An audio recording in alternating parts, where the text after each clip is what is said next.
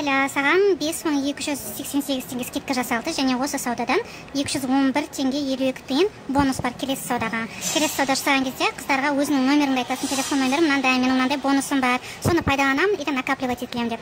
Сосын мына чекті көрсетсең, келесіде 10% скидка болады. Ал егер өзінің жалғызбасты аналық статусымен алғың келсе, ол кезде жаңағыдай каждый раз свидетельство о разводе и удостоверение личности көрсету керек.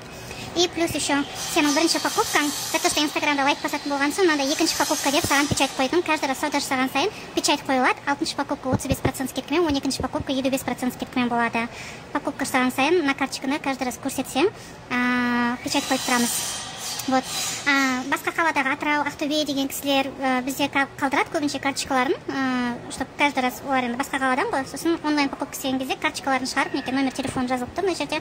Сосын карточкаларын шығарып бізде неде тұрады, кассамыздың қасында.